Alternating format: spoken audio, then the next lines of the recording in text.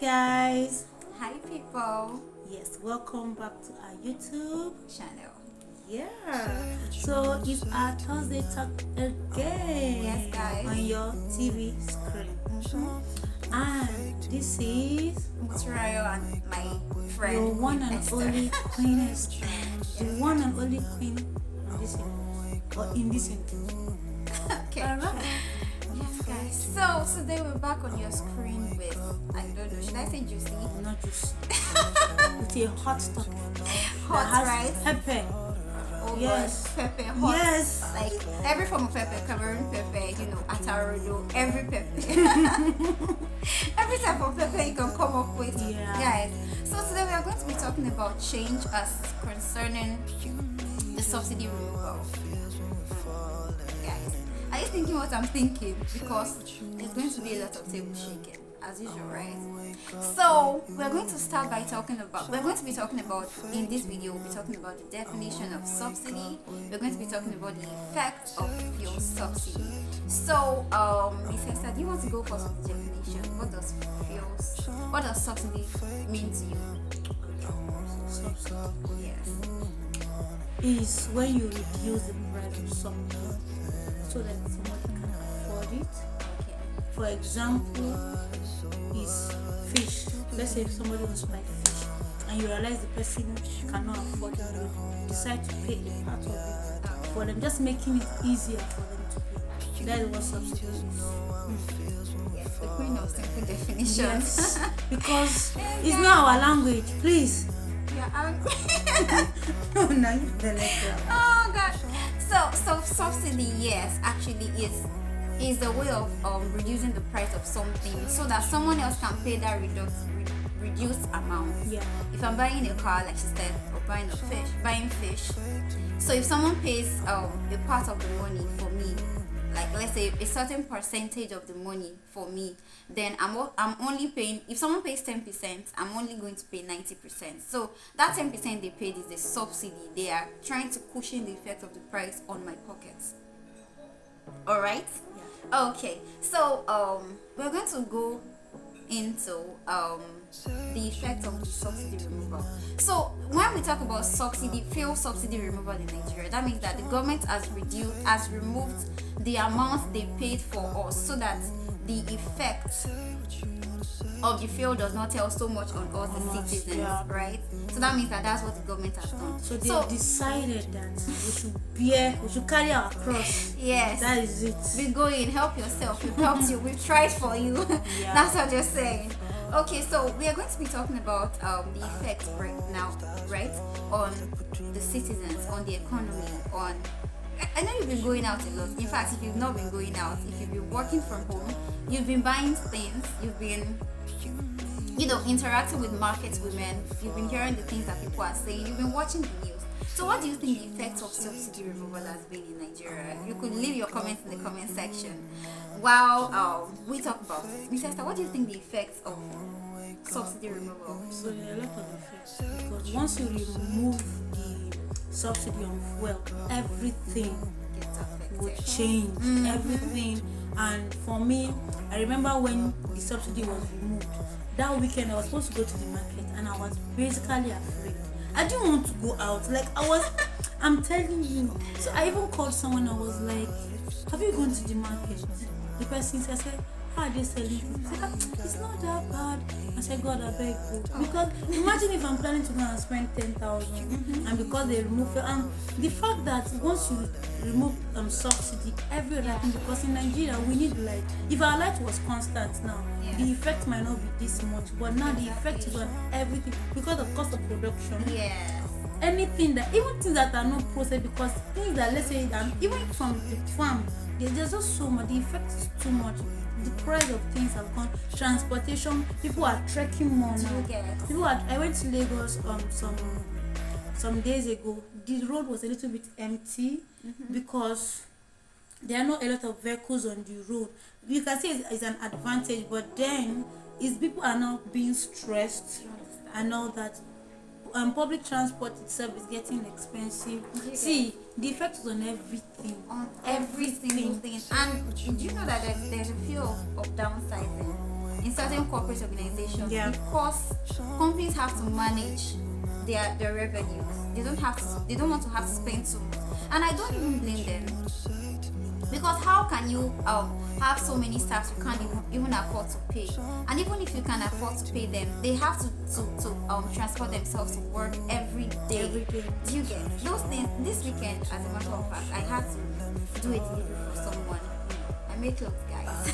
So I had to do a delivery, and I could not even be asking my clients to pay more, because I understood that okay, it's not totally her fault. Yeah.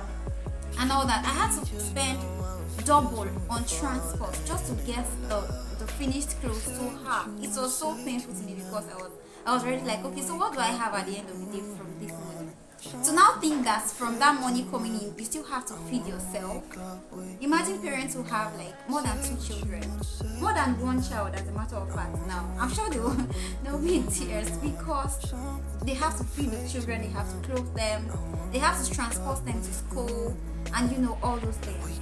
So the effect on the transport is on the fuel, of the fact that fuel is expensive, is telling a lot of not just transportation but food stuff, everything. Once fuel is expensive, once transportation is expensive, every other thing gets affected, right? Yes. So these are the few effects we'll be talking about in this video, right? Mr. Sabi, do you have any other things? So I was just thinking the painful thing about the effect is citizens. Yes. Like you make this change. For me, you make this change. I don't think you are feeling it, because maybe you are the kind of money you have. I don't have it. So even if we increase the fuel to like 10,000 per liter, it won't shake you. So it's painful that we are the ones bearing it. I Honestly, don't like it. I saw someone's post recently on WhatsApp on their story, and they were like, they just bought 10,000 naira fuel and they feel like crying. I was just laughing. It sounded funny, but it's not painful. even funny. It's not funny. It's really painful, because how can I be spending? Imagine, usually you would spend 1.5 to buy 5 liters, about 5 liters of fuel, right? But now 1.5 will buy you just 3 liters. Do you know how painful that is? You have to spend double, and if you are even earning as much as or as little as, someone was saying, if you're earning 500k, the person was analyzing it on Twitter recently and was like, if you're earning 500k currently in Nigeria, forget it, you are very poor. So By what of those now earning 25, 30? Do you understand? Where do you want to start How from? do you even cope? Do you get? It's so yeah, so we can't overflow this matter actually, because Yeah, so the next thing we're going to talk about tonight, is this the right time to actually remove the subsidy? Is this the perfect timing. Like, is this timing perfect? That's what we want to talk about now. What do you think? Is this do you think it's hard, but the citizens should just cope and be happy that it's for our good? Is this timing perfect? Actually, it's not the perfect timing. In fact, I'm sure everybody, in fact, the people conversing that it's a right decision, it's the right decision. We are not even trying to negate the fact that it's the right decision. Yeah. As we'll be mentioning the advantages of the subsidy removal in our next video. But this is not the perfect timing. A lot of things are not in place yet. Yes, exactly. A lot of things are not in place. There's no regulatory body, for example, to regulate the amount fuel is being sold nationwide. So you'll find out that when you go to this filling station, they are selling it at this amount.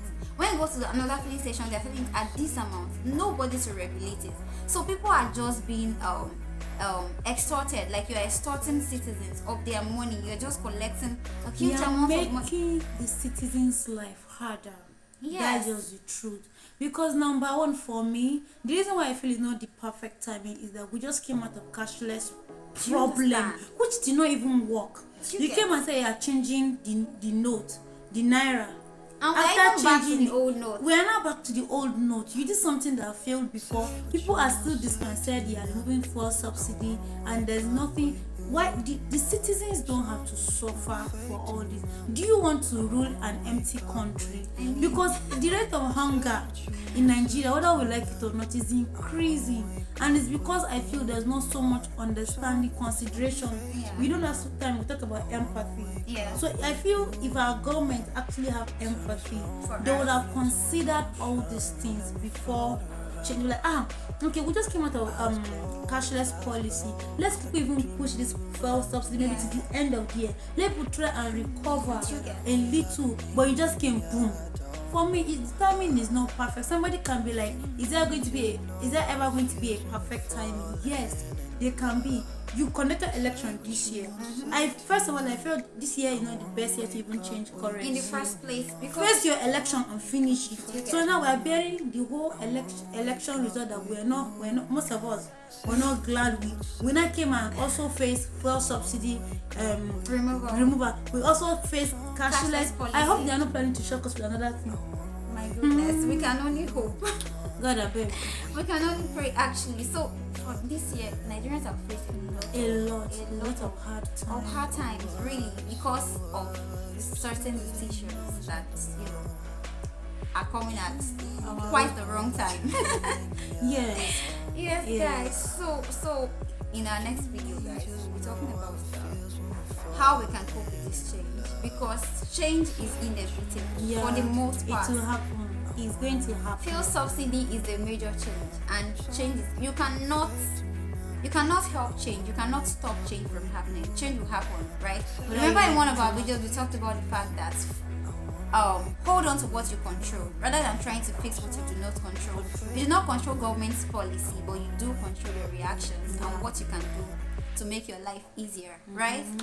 So guys, thank you so much for watching this video to the very end. This video is going to my channel, and we're going to leave the link to the next video in the comment section. So watch out for the next one. Please like, share, and say what you wanna say to me.